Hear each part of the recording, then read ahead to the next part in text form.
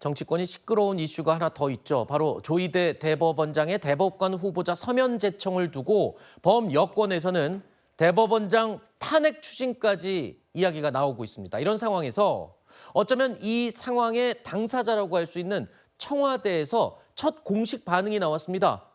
자, 헌정사 초유의 사태다. 협의를 건너뛴 유례 없는 일방통행이다. 일반 통보다. 이렇게 공식 입장을 냈습니다. 상당히 강경한 메시지를 낸 건데요. 합의를 했다는 대법원 측의 입장 발표가 얼마 전에 있었습니다.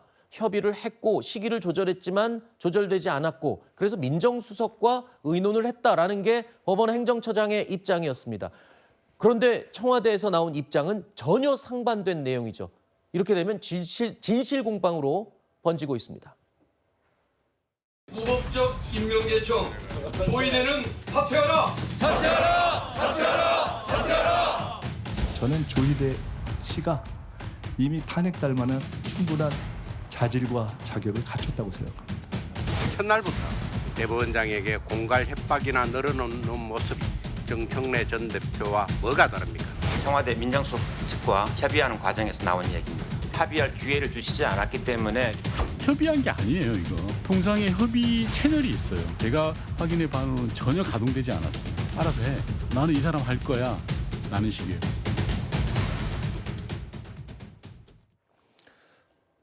법원행정처에서는 청와대와 협의 과정이 있었다라고 얘기하고 청와대에서는 협의가 없는 유례 없는 일반 통보라고 이야기를 합니다. 자, 이런 상황. 사실은 이 논란은 정치권에서 먼저 논란이 시작이 됐어요. 왜 청와대 대통령과 협의를 하는 관례를 깼냐. 그래서 탄핵까지 해야 된다라고 주장을 하는 상황이었는데 이제는 당사자들이 입장을 다 낸 셈이에요. 법원행정처에서는 협의를 했다. 근데 대통령이 있는 청와대에서는 전혀 그런 거 없다. 이렇게 되면 아예 사법부와 대통령이 그냥 정면으로 대립하는 상황이 이제 공식화된 거 아닌가요? 그렇죠. 이제는 막 정치의 사법화인데 이제 사법의 정치화. 네. 특히 저희들이 문제 삼는 것은 조희대 대법원장께서 느닷없이 한 게 아니고 서면 통보한 게 가장 큰 문제다. 기존의 대면이란 것이 만나서 서로 사전 조율인 거고요. 네. 이게 헌법재판소의 임명, 국회 목 3인, 대법원장 3인, 대통령 목 3인이 아니라 대법관 같은 경우는 대통령께서 임명하고 국회가 또 이것을 동의하든지 안 하든지 확인하고 네. 그리고 제청은 당연히 대법원장이 하기 때문에 이게 헌법상 견제와 균형의 과정이 있는 것인데 네. 이것을 조희대 대법원장이 또 한 번 더 무시한 겁니다. 지난번에 야당 대표 이재명 대통령 할 때도 20무죄가 나왔는데 네. 9일 만에 느닷없이 본인이 재판을 해서 파기환송시켜버렸잖아요. 네네네. 그러니까 이런 정치적인 환경에 우려를 한 건데 이번에도 똑같이 대법원 판사들께서도 일부에서는 서면에 대해서는 문제 없다라는 얘기도 있지만 또 네. 다른 한편에서는 이런 것들이 정치적인 공격의 빌미라든지 사법의 신뢰성을 본인들이 또 낮춰버렸다. 그래서 이 부분에 대해서는 탄핵이라는 것이 탄핵이 되고 안 되고 부분이 아니라 지금 이렇게 경제도 어렵고 환경이 어려운 상황에서 조희대 대법원장께서 또 갈등을 일으킨 것이 지도자의 리더십의 문제를 한 번 더 지적하는 겁니다, 지금. 자, 이례적으로 청와대에서 이런 논란에 대해서 공식적인 입장을 즉각 냈죠. 그러자 기자들이요, 어떻게 보면 당사자인 또 조희대 대법원장에게 청와대가 이렇게 입장을 냈는데 어떤 입장이냐라고 질문을 던졌습니다. 뭐라고 답변했을까요? 들어보시죠. 대법원장님, 어제 청와대에서 일방 통보라고 입장 냈는데 입장 있으신가요? 근데 여기 힘들게 나오실 필요가 없을 것 같습니다.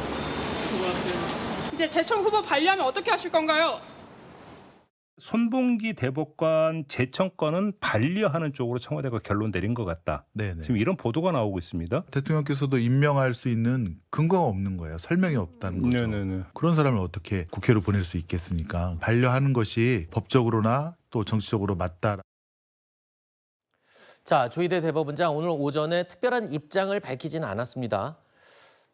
이 논란의 시작, 그러니까 조희대 대법원장이 대법관 2명을 서면으로 제청을 한 것, 이것은 원래 대통령, 청와대와 사법부, 대법원장과 이견이 계속 평행선을 달렸었잖아요. 그래갖고 계속 대법관 임명이 늦춰지다가 결국에는 대법원장의 고유 권한이라고 하는 제청권을 실행한 거다.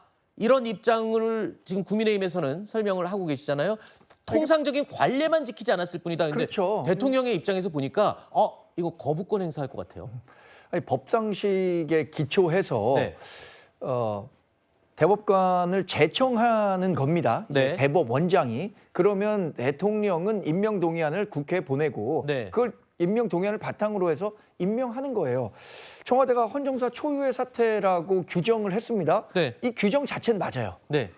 그동안 있지 않은 일이었으니까 초유의 사태죠. 그런데 이 초유의 사태가 어디에서 비롯됐는가? 이건 당연히 청와대에 귀책 사유가 있다고 봐요. 네. 왜냐하면 그 대법관 추천 후보위원회에서 4명을 추천했습니다. 네. 이 가운데 청와대는 분명한 1인을 선호하고 있었던 거예요. 네. 그 사람이 아니면 안 된다는 입장이에요. 네. 그런데 그 대법원에서 봤을 때는 그 후보자의 남편이 이재명 대통령 시기에 이재명 대통령이 직접 임명한 헌법재판관입니다. 우리나라에 정말 법조인 중에 훌륭한 분들 많거든요.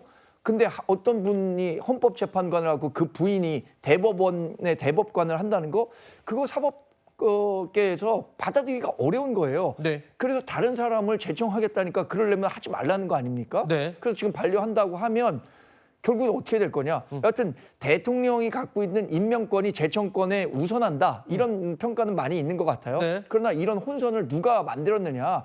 결국에는 청와대가 이재명 대통령의 입맛에 맞는 사람을 대법관으로 임명하기를 고수하니까 이런 상황이 발생한 거죠. 일단 청와대에서는 전격적으로 입장을 발표했어요.